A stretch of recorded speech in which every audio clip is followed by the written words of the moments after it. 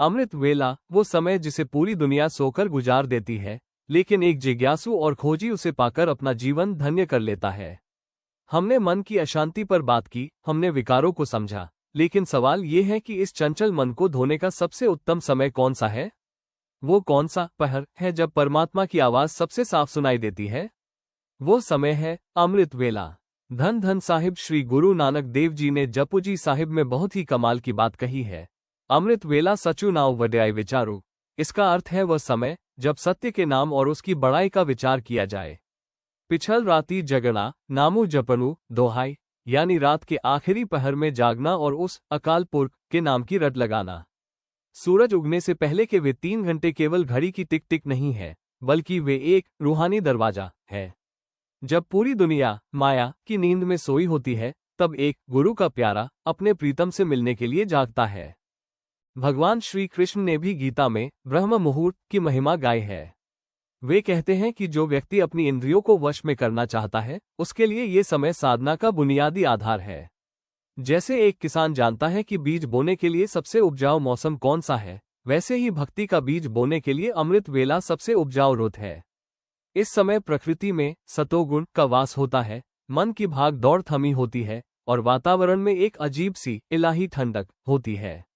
महादेव शिव, जो खुद वैराग्य और ध्यान के स्वामी है, वे सिखाते हैं कि जब सृष्टि निद्रा में होती है, तब योगी की चेतना कॉन्शियसनेस अपने चरम पर होती है।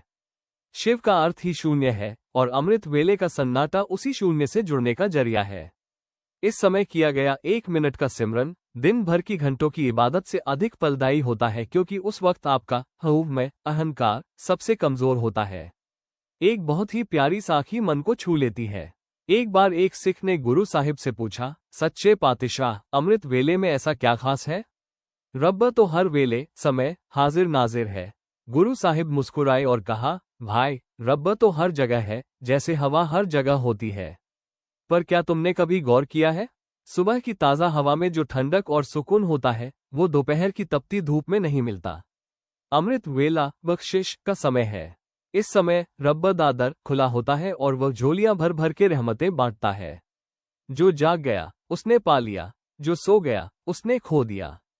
इंसान अक्सर बहाने बनाता है कि नींद पूरी नहीं हुई या शरीर साथ नहीं दे रहा, पर याद रखना, जो नींद अमृत वेले के त्याग से कुर्बान की जाती है, वो शरीर को नहीं बल्कि आपकी रूह आत्मा को चैन देती है। जब आप उस समय उठकर वाहेगुरु शब्द की कमाई करते हैं, तो मन के वे 5 चोर काम, क्रोध, लोभ, मोह और अहंकार दुबक कर भागने लगते हैं। सुखमनी सुख अमृत प्रभु नामु। जब नाम का अमृत कानों से होता हुआ हृदय में उतरता है, तो मन की सारी मैल धुल जाती है। ये समय ब्रह्मांडीय ऊर्जा कॉस्मिक एनर्जी से जुड़ने का है। उस वक्त आपकी अरदास प्रार्थना में एक अलग ही खिंचाव होता है, क्योंकि उस समय जुबां से शब्द नहीं बल्कि रूह से पुकार निकलती है। भक्ति का ये सफर कठिन नहीं है, बस थोड़ा सा सिद्क, दृढ़ता और अदब मांगता है। जब आप अमृत वेले उठते हैं, तो आप अपनी किस्मत खुद लिख रहे होते हैं। आने वाले कल के लिए खुद को तैयार कीजिए। कल सुबह जब दुनिया सो रही होगी, तब आप जागकर अपने मन को गुरु की वाणी के सरोवर में डुबकी लगवाइए।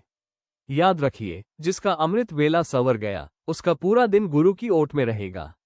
निष्कर्ष, अमृत वेला वो दात है जो मांगी नहीं जाती, कमाई जाती है। उठो स्नान करहु प्रभाते, सोई न रहूं अभागे। उठो, जागो और उस इलाही नूर का अनुभव करो जो केवल तुम्हारे इंतजार में है। यही सच्ची भक्ति है, यही गुरु नानक का मार्ग है और यही मन की परम शांति है। सतनाम वाहेगुरु जी।